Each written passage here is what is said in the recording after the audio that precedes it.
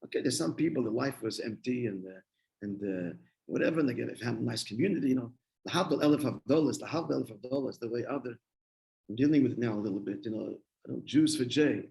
What do? But they just love bomb people.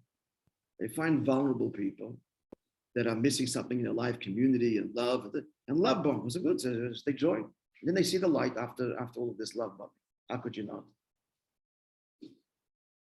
The simcha of the water is the privilege to be connected to you because all along I'm a part of you. And that's what stirred the tshuva. What stirred the tshuva is that I am Jewish. It goes far deeper than I understand Jewish, I feel Jewish, I do Jewish. Now you'll recall this is all a journey. It all began Rosh Hashanah.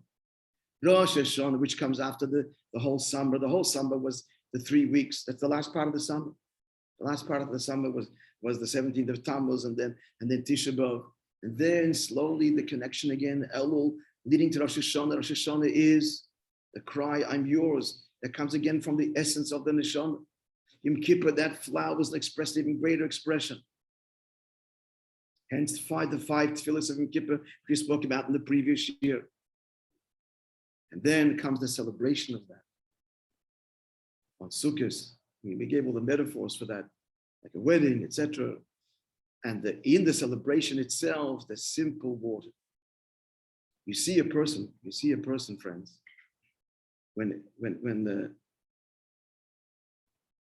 it's a really deep simcha. The example Chassidus gives is the chasana, a wedding of an only child born to a parents later in life. Now, this child is obviously, it's a gift. It's a gift. It's a pure gift. There's no entitlement to get married and have children. We have children. Although we know they're all gifts, but sometimes they can get even a little bit like burdensome. But someone who has an only child, born later, like there's never, it's every second it's a gift. At a wedding like that, that person is drunk without anything. Drunk. And this is what happens when a person's besimcha. When a person's really besimcha, from the core of his being, which a wedding of his only child would bring out, what happens is every faculty opens up. People's nature changes. Someone who by nature is like a stingy, on the day of his wedding, his only child is giving. I never saw such a thing, but he's giving. Another example is someone who's like not talking, a very quiet person. Great. Yeah, someone I know like this. On the day of his only child's wedding, he's talking and expressing and revealing. Because why? Welling up from the essence of his soul. It's bursting out, so it flows through the mind and heart, and everything is expanded and energized. So what this means, therefore, going from Simchas Beis HaShoeva, we don't let this go. It goes to Simchas Torah. We hug the Torah. We dance with the Torah. We want this to come with a new commitment to learning Torah, a new commitment to mitzvahs. It's translated in the Lulav and the Estig, and then Shabbos Bereshis is creation. We're going to share it with the world. The world is going to be suffused with the new bond that we have forged, or rather unlocked, starting Rosh Hashanah in this growing expression, which we are right now in the intense, powerful Simchas Beis HaShoeva celebration. The person becomes not transformed, just opens up, and it's not a challenge. So he's forcing himself to give the tzedakah. If he's a miserly kind of guy, but on this day he's giving out money, he's forcing himself. It's flowing out of him. It's flowing out of him because that's who he is. And he's in touch with who he is in this very deep, essential way.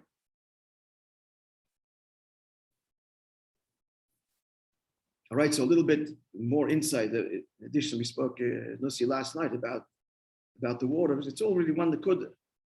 You distill it. The simcha is of the essence of the neshama that is one with Hashem.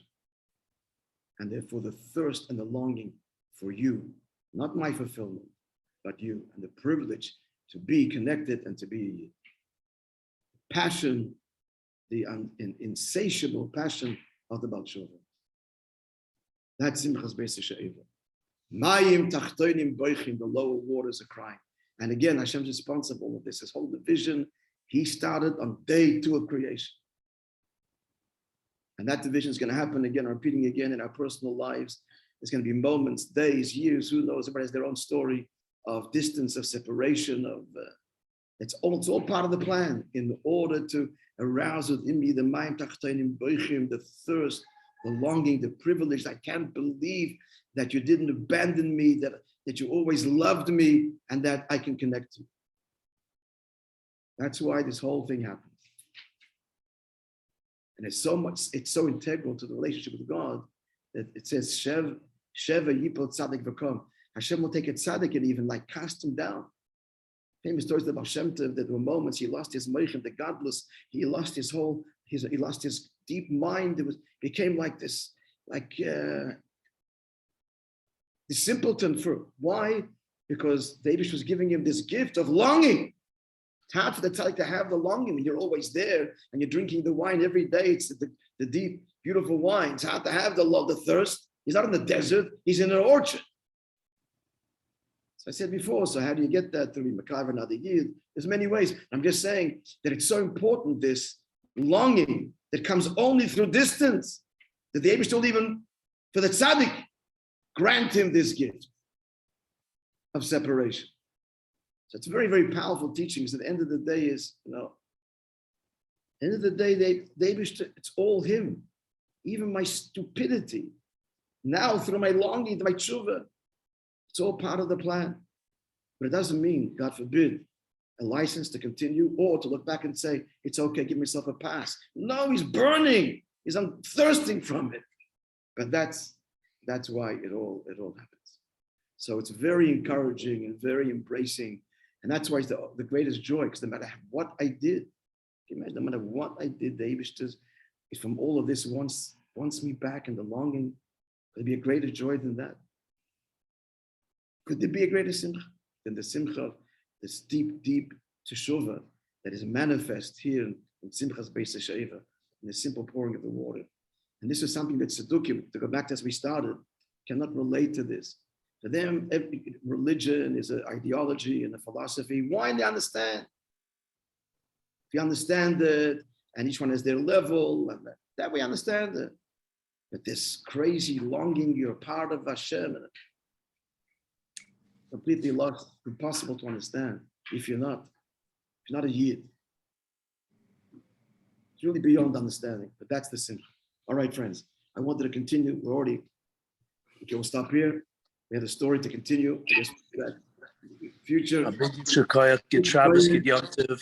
Shabbos, good Yom Tov, and we'll see you over Yom Tov, dear friends. Amen. Amen. Shabbos, good Moishe. Shabbos, good Yom Tov. Shkoyach, Rabbi. We'll see you here over the last days and Shabbos and Simchas Torah. Fine.